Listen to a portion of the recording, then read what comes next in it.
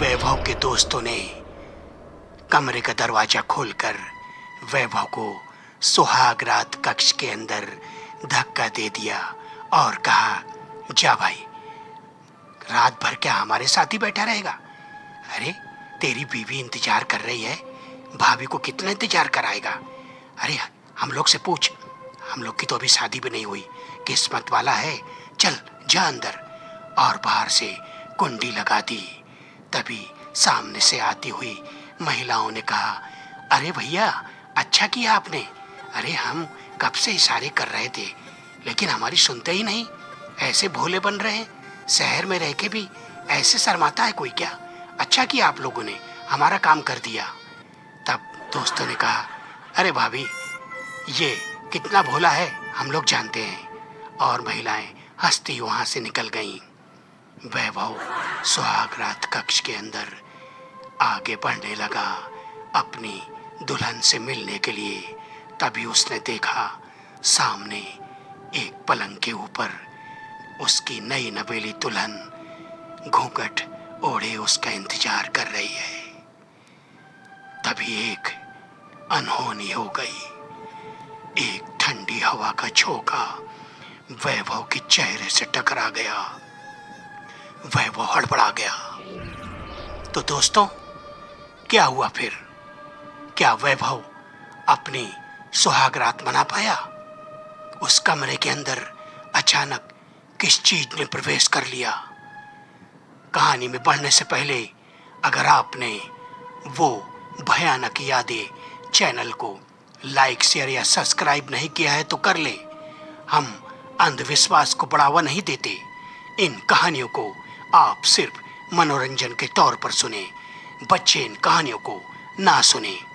तो आज की कहानी का नाम है घूंघट में कौन। जी हाँ दोस्तों, ललितपुर यहाँ के जमींदार का बेटा वैभव शहर से अपने दोस्तों के साथ अपनी शादी में आ रहा था।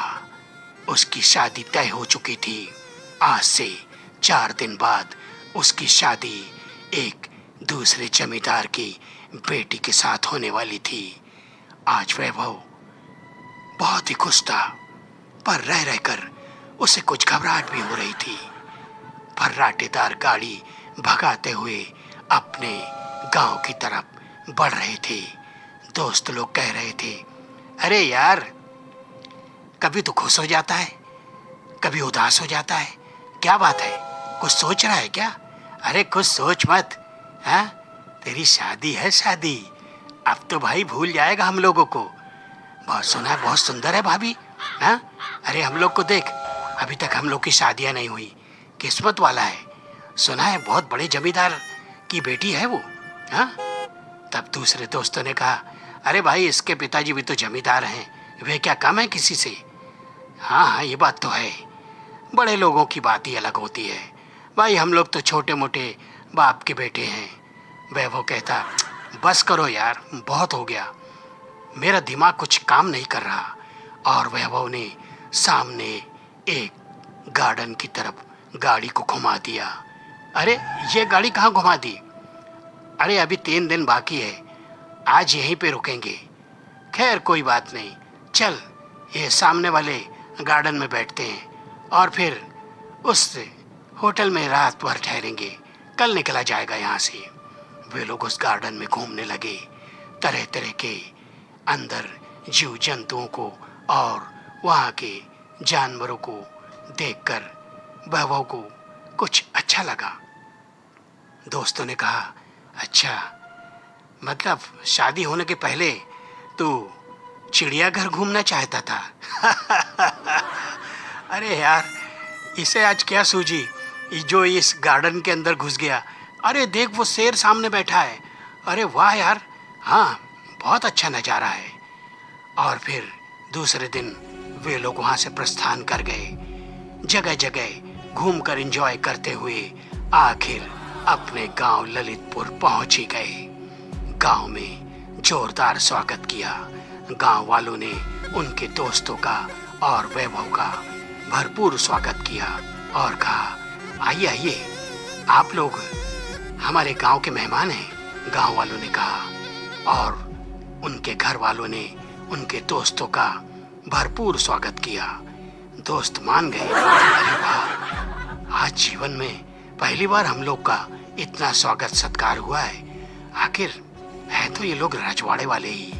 वैभव ने कहा, भाई लोग चलो, यहाँ सब लेडीज लोग हैं, हम लोग वहाँ बैठते हैं। तब उनके दोस्तों ने कहा, अरे भाई अब तेरी हल्दी होगी, फिर फेरे होंगे, फिर शादी होगी, हाँ, और तू क्या हम लोग के साथ घुसा रहेगा?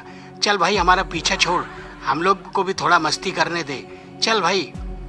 पर वैभव ने कहा, यार लेकिन तुम लोग जा कहाँ रहे हो? अरे इस गांव में घूमने जाएंगे। अब तू तो इस गांव का है, तुझे तो सब कुछ मालूम है, जरा हम लोग भी थोड़ा मस्ती करें।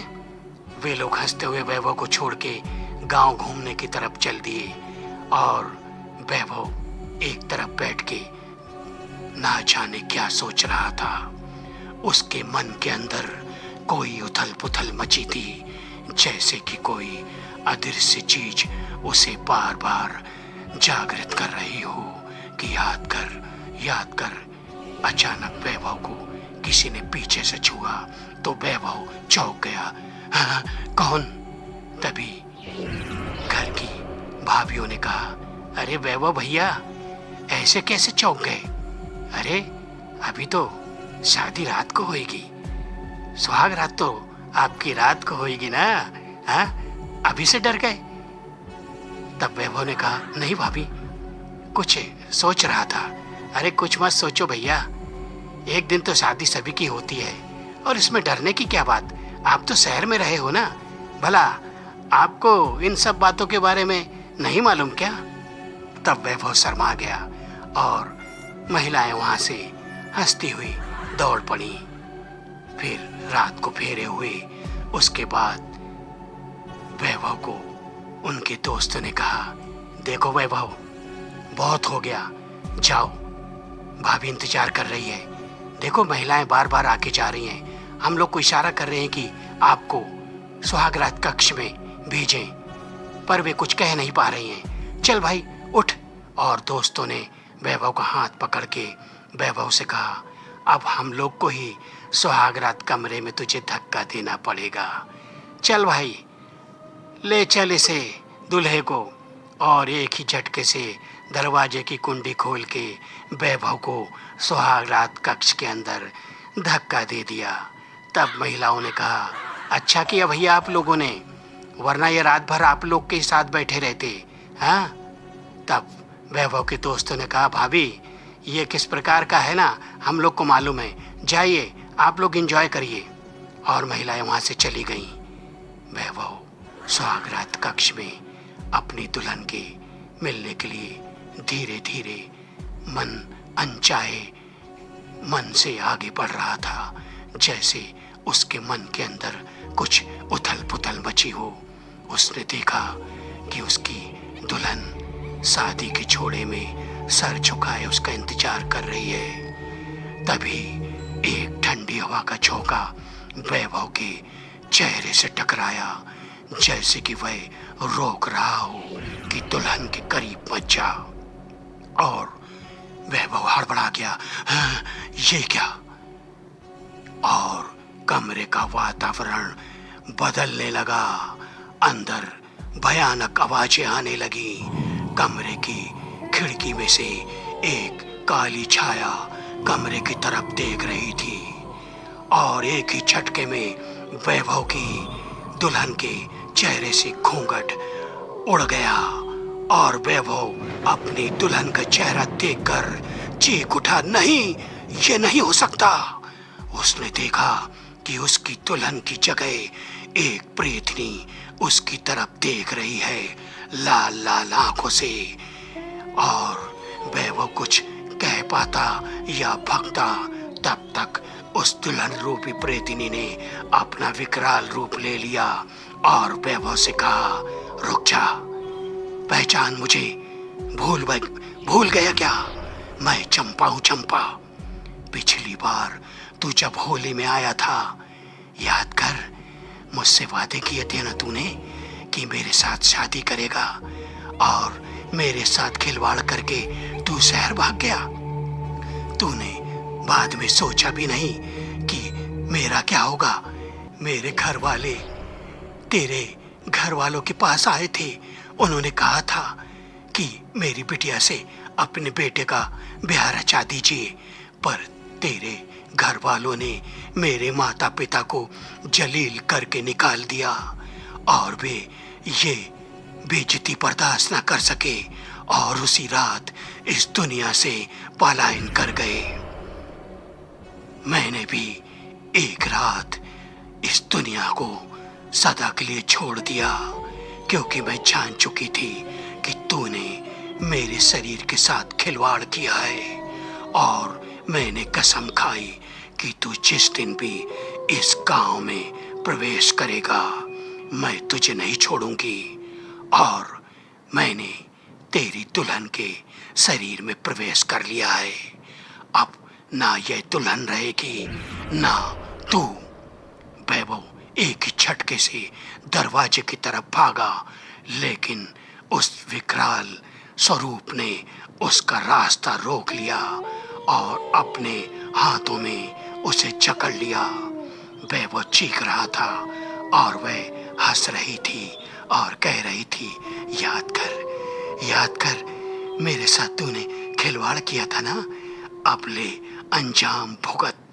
और एक ही झटके से वैभव इस दुनिया को विदा कर गया। जब सवेरे कमरे का दरवाजा खुलने का इंतजार करते करते किसी ने नहीं खोला तो दरवाजा तोड़ दिया गया। अंदर का दृश्य देखकर सब लोगों की चीखें निकल गईं।